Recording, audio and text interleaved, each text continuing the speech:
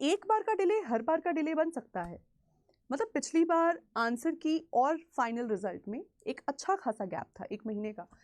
इसकी वजह से बहुत सारे स्टूडेंट्स जिन्होंने इस बार एग्जाम दिया है वो काफ़ी एंग्शियस फील कर रहे हैं, आर पार चाहते हैं ना, या तो सिलेक्शन हो जाए और नौकरी की तैयारी शुरू करें, नहीं हो रहा है सिलेक्शन तो अगली बार की तैयारी करें। अगर आपने भी जनवरी 2025 वाला नेट अटेम्प्ट दिया है तो आपको क्या करना चाहिए, इसके ऊपर मैं आज बात करना चाहती हूँ। इसके थ्रू हम इंपॉर्टेंट कुछ इश्यूज को डिस्कस कर लेंगे। क्या रिजल्ट में डिले एक्सपेक्टेड है, रिजल्ट कब तक आएगा, वैलिडिटी रिलेटेड डाउट्स मुझे स्टूडेंट्स के बहुत सारे आ रहे हैं, बिकॉज बहुत स्टूडेंट्स जिन्होंने पिछली बार एक सर्टन कैटेगरी में अपना सिलेक्शन लिया था वो जानना चाहते हैं क्या वो अभी इस वक्त उनकी कैटेगरी सिचुएटेड है, कहाँ सिचुएटेड है। इसके साथ साथ आपका फाइनल रीस्टार्ट प्लान क्या रहेगा। सबसे पहले बात कर लेते हैं सबसे इंपॉर्टेंट मुद्दे पे कि रिजल्ट कब तक आ सकता है, क्या रिजल्ट में एक डिले होगा या नहीं। इसको बेटर समझाने के लिए मैंने एक टाइमलाइन क्रिएट की है आपकी, क्योंकि हम पिछली बार से काफ़ी कंपैरिजंस कर रहे हैं यहाँ पर, और अक्सर स्टूडेंट्स करंटली जो हर जगह सुन रहे होते हैं उसी को सच मानते हैं। अब हर जगह इस तरीके की चर्चा चल रही है कि लास्ट एग्ज़ाम, क्योंकि 2024 री एग्ज़ाम साइकिल में 4 सितंबर तक चला था, कुछ री एग्ज़ाम्स 1-2 और आगे पीछे हुए थे, बट फिर आंसर की वगैरह का काम 11 सितंबर तक वाइंड अप कर दिया गया था। रिजल्ट अब एक्सपेक्टेड था कि बाय मतलब 19 सितंबर से, मुझे ध्यान है 19 सितंबर से 25 सितंबर के बीच में कहीं पर हम रिजल्ट एक्सपेक्ट कर रहे थे, बट वो रिजल्ट तब आया नहीं। रिजल्ट आया महीने बाद 17 अक्टूबर को, काफ़ी लेट शाम को 7-8 बजे के करीब, मुझे ध्यान है आज भी। तो रिजल्ट में येस डिले बिल्कुल था। क्या ये हर बार होता है, क्या इस बार भी ऐसा कुछ होगा? देखिए हर बार ऐसा नहीं होता है। आपको एग्ज़ाम्स किस तरीके से कंडक्ट होते हैं, स्पेशली ये जो कंप्यूटर बेस्ड टेस्ट हैं, इनमें किस तरीके का एक टाइमलाइन रहता है, ये आपको पता होना चाहिए, ताकि आप आगे भी इसके बेसिस पर अपनी डिसीजन मेकिंग कर सकें, अपनी फ्यूचर की प्लानिंग कर सकें। तो बात इतनी सी है कि जब आपका कंप्यूटर का स्कोर सीबीटी मोड में बनता है तो उसमें क्योंकि ह्यूमन इन्वॉल्वमेंट मिनिमल है, आपको बस एक बटन प्रेस करना है और सभी राइट और रॉन्ग आंसर्स तैयार हो जाते हैं, रिजल्ट्स के रिजल्ट्स तैयार हो जाते हैं। तो अक्सर इतना टाइम देखने को मिलता नहीं है। ऐसे भी कुछ एग्जाम्स हैं जहाँ पर आंसर की आते ही with in 1 to 2 days results आ जाते हैं। नेट में भी 1 हफ्ते से 10 दिन के बीच में पास में देखा गया है कि आंसर की का काम खत्म होने के बाद 1 हफ्ते से 10 दिन के भीतर में रिजल्ट्स आए हैं। ये भी नेट की ही हिस्ट्री है। For whatever reason, for all the tumultuous reasons जो 2024 में रहे, 2024 री एग्ज़ाम का रिजल्ट काफ़ी डिलेड हुआ। इसका ये बिल्कुल भी मतलब नहीं है कि आपका ये वाले साइकिल का रिजल्ट भी डिलेड होगा। तो जहाँ मैं अपने आसपास 20-25 के बीच का ये रिजल्ट सुन रही हूँ, मुझे पर्सनली लगता है कि 20-25 से पहले रिजल्ट आ जाना चाहिए। कब आएगा रिजल्ट? तो देखिए आपका एग्ज़ाम शुरू हुआ था 3 जनवरी से, 27 जनवरी तक आपके एग्ज़ाम्स चले, फिर 31 जनवरी को आंसर की, प्रोविजनल आंसर की अपलोड कर दी गई थी। आपको 3 फरवरी शाम को 6 बजे तक का मौका मिला था अपने चैलेंजेस को पुट करने का। अब अगर हम इसमें, मुझे जो पर्सनली लगता है 10 to 14 डेज का एक पीरियड रहता है जिसमें आपका रिजल्ट आता है। तो अगर हम बोल रहे हैं यहाँ पर कि 3 फरवरी, तो इसको अगर हम बिल्कुल बेसिक नेट के पुराने पैटर्न के अकॉर्डिंग देखें तो 13th टू आप मान के चलिए 17th फरवरी, ये एक रेंज वो है जो मैथमेटिकली बन रही है। ये वो रेंज है आपकी जो 2024 से पहले के जो साइकिल्स रहे हैं उनके मुताबिक बन रही है।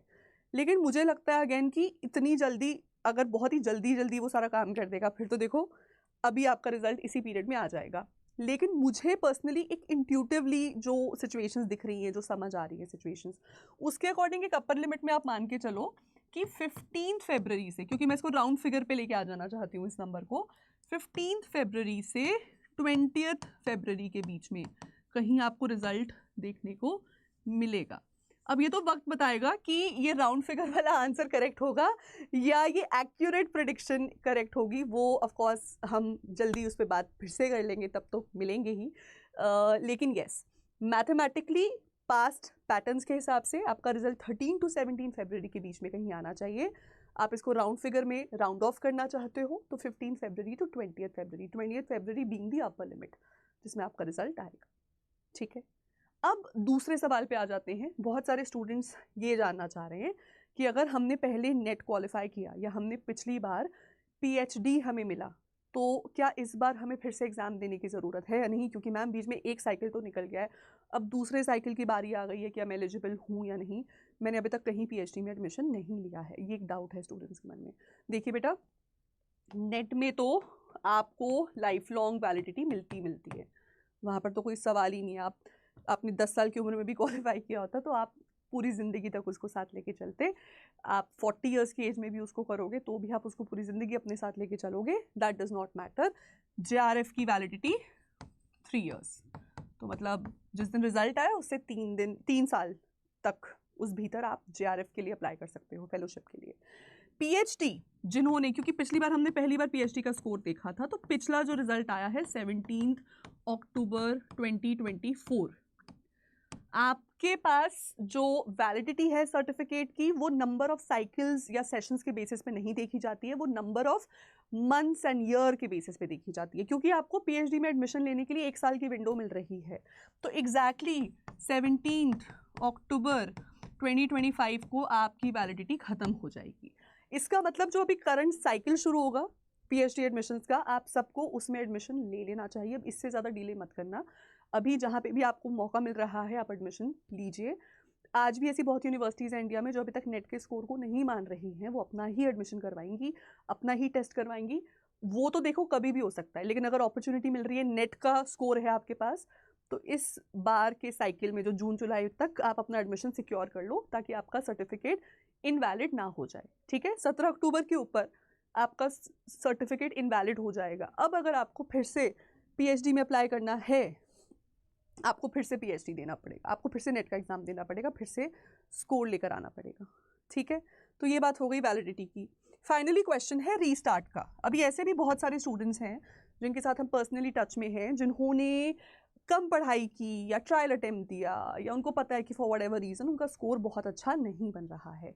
ऐसे स्टूडेंट्स रीस्टार्ट की तैयारी कब से करें? और मेरे हिसाब से ये सबसे बड़ा सवाल है, क्योंकि आपने अगर जनवरी वाला साइकिल दिया भी, आप उसमें अपीयर भी किए थे, तब भी रीस्टार्ट करने का इंतज़ार नहीं करना चाहिए। As your mentor, as your guide, मैं आपको यही बात बताना चाहती हूँ कि वो स्टूडेंट्स जो नेक्स्ट नोटिफिकेशन या नेक्स्ट रिजल्ट का वेट करके फिर अपनी तैयारी शुरू करते हैं, वो समय गवा देते हैं। कहाँ आपको एक तैयारी के लिए 5-6 महीने मिल रहे हैं, कहाँ आप एक तैयारी के लिए 3 महीने ही यूज़ कर रहे हैं। आप अपना टाइम मत वेस्ट करो, आप आज और अभी से अपने एग्ज़ाम्स की तैयारी शुरू करो। बहुत सारे स्टूडेंट्स गेट के लिए अपीयर कर रहे हैं, तो आप देखेंगे हमारे चैनल पर भी हमने गेट रिलेटेड सेशन स्टार्ट किए हैं। इसके अलावा बहुत सारी टीचर्स ने अपने कंसेप्चुअल सेशन स्टार्ट कर दिए हैं। बहुत सारे टीचर्स MCQ प्रैक्टिस करवा रहे हैं, PYQ प्रैक्टिस करवा रहे हैं।